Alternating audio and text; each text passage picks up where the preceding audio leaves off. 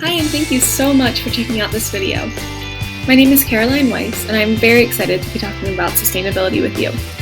I'm a student at the University of Pittsburgh, where I work as an eco-rep to promote sustainability in the residence halls. My position as an eco-rep inspired my Millennium Fellowship, which is aimed at making my hometown more environmentally conscious. This presentation will focus on making Lancaster County, Pennsylvania, a more sustainable community, which aligns with the United Nations Sustainable Development Goal number 11. We already have a lot of great environmental policies and practices in place, but we can definitely do better. So, what is sustainability, and what does it look like in a community? There are a few different ways to look at the aspects of sustainability. First, sustainability is the intersection of equity, economics, and the environment.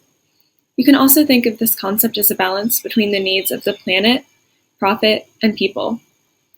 These three dimensions of sustainability all work together to ensure a livable future for all people without compromising economic prosperity. I'm going to walk you through 7 different practices that you and your neighbors can work on to reduce your carbon footprint and make Lancaster a more sustainable county. The first action is to recycle properly. Many people find recycling confusing and they recycle incorrectly, which leads to contamination issues. But recycling is actually pretty simple if you know the regulations in your area. And this practice is so crucial to reduce energy and the need to extract new materials. The easiest way to make sure your recycling isn't contaminated is to ensure that all of your jars and containers are empty, clean, and dry.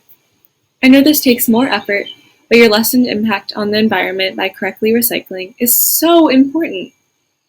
Another common mistake is failing to break down cardboard. To properly recycle cardboard boxes, rip or fold them up until they lie flat. Finally, remove any caps or lids because these cannot be recycled. In Lancaster, only 4 categories of materials can be recycled curbside. The company that picks up your recycling can only take corrugated cardboard, metal cans, plastic bottles with a neck, and glass jars. Curbside recyclables are so limited because Lancaster has seen high levels of contamination in the past. Items that cannot be recycled curbside can be recycled separately at an approved drop-off location. The City of Lancaster site is located at 850 New Holland Avenue. Here, you can bring paper, corrugated cardboard, books, cans, and other materials listed on the slide. This quote from the Environmental Protection Agency highlights why recycling is so environmentally beneficial. Paper, for example, is a huge part of our waste, but when you recycle paper, it can instead be reused in the creation of other products. After going through each section, I'll show you a resource slide with links to visit for more information on what I've covered. I encourage you to pause here and check out any of these sites to learn more about recycling. Our second sustainability topic is composting. I'm still learning about composting myself, and my research so far has been fascinating. Composting is an easy way to divert food and yard waste from landfill waste. Plus, you get nutrient-rich soil for your garden. Also, compost reduces the impacts of climate change, but decreases greenhouse gas emissions from food that's produced but not consumed. Yard waste, such as sticks and weeds, can be dropped off at a compost park or mixed in with your backyard compost. In Lancaster City, residents have a compost curbside pickup option. But to compost in your own backyard, you will need a bin about the size of 1 cubic yard. You should mix 2 parts brown, such as dry leaves and sticks, with 1 part green, meaning kitchen scraps and grass clippings. Make sure you break up any twigs and large pieces of fruit and vegetable waste to allow the compost to break down quickly.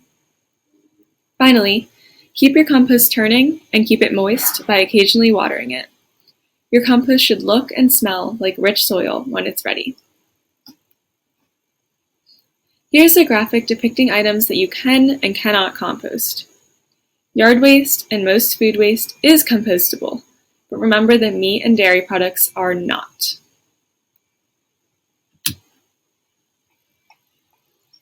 Resources for more information about composting are shown here. Next, Buying from local businesses and farmers is huge for making our community more sustainable. Let's discuss why. Buying local food has health, environmental, economic, and social benefits. Local food is generally pesticide and preservative-free, has better nutrition because of freshness, includes more fruits and vegetables, and has a lower contamination risk. Environmentally, local food protects farmland, decreases the distance food has to travel from the producer to the consumer, and encourages sustainable agriculture. Local food keeps money in the community, directly supports farmers, creates local jobs, and provides restaurants with better quality food. Finally, local families are supported, the community becomes closer, consumers know more about where their food comes from, and cultural diversity is encouraged. This list includes my favorite small businesses and markets in Lancaster. I highly recommend shopping at these places for quality products and all of the benefits discussed previously.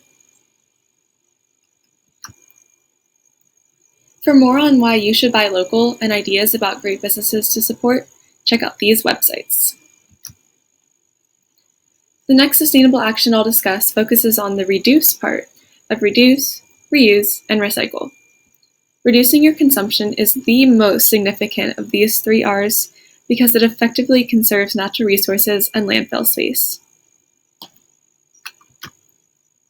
Minimal consumption is increasingly difficult in a culture so used to consuming everything we desire. Cheap goods are abundant, and we often forget the adverse effects of consumption on the environment. But decreasing your consumption is worthwhile because you will reduce pollution, emissions, and waste, while preserving forests, water supplies, and other natural resources. Start by buying less overall and buy quality over quantity. Inexpensive t-shirts are fun, but they often end up in landfill after just a few wears, whereas a well-made shirt could last years. Reuse items that have some wear by repairing or repurposing them.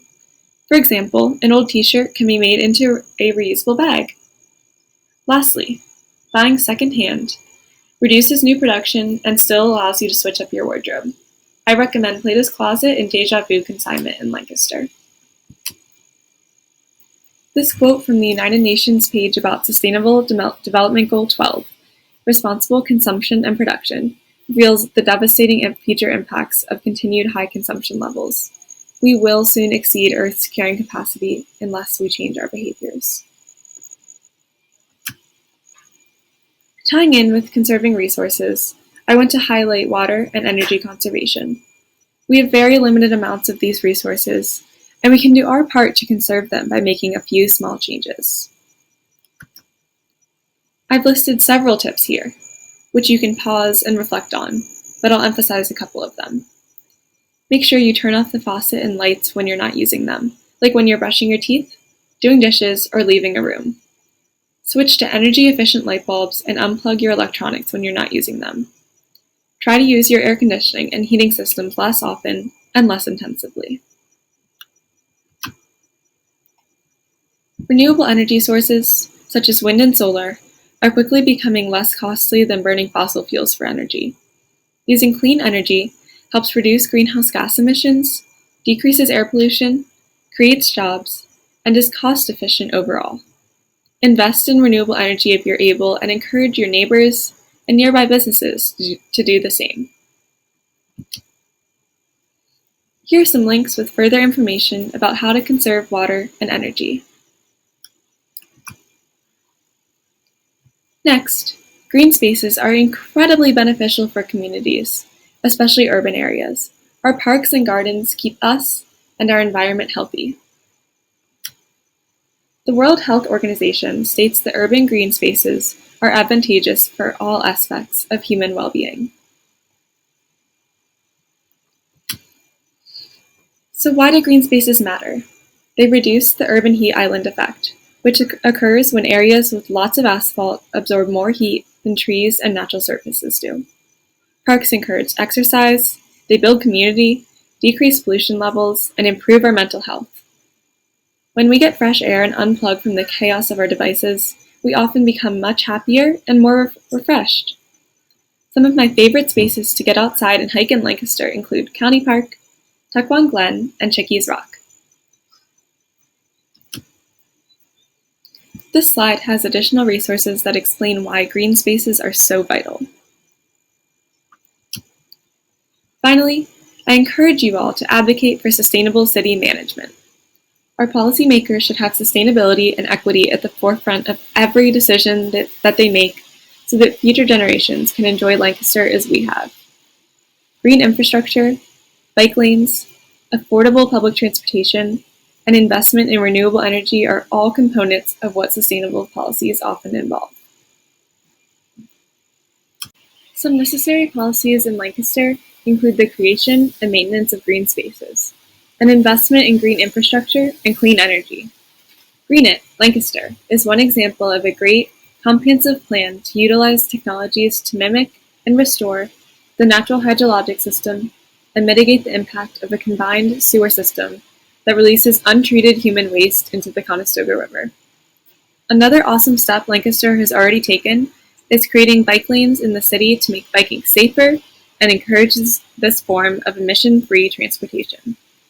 To advocate for future green policies, I hope that you will vote and contact your elected officials to make your voice heard.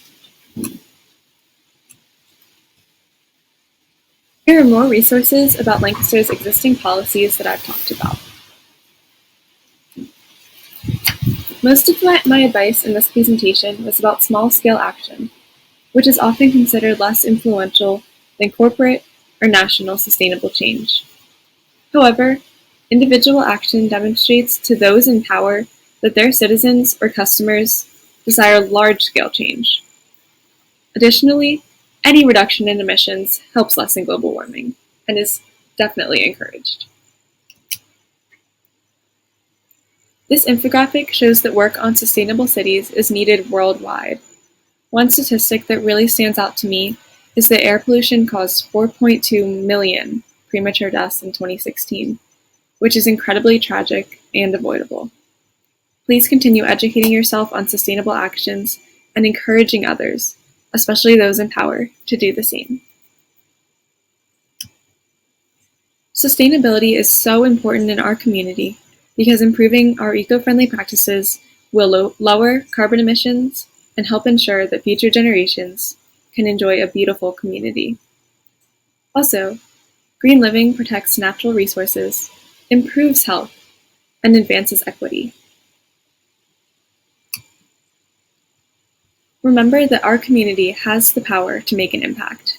Individually and collectively, we can improve Lancaster and make our home county a more sustainable, clean, and enjoyable place. At this link, you can find your elected officials' names and contact information so that you can make your voice heard. Thank you so much for joining me to learn more about making Lancaster a more sustainable county. Please comment below with any questions or comments.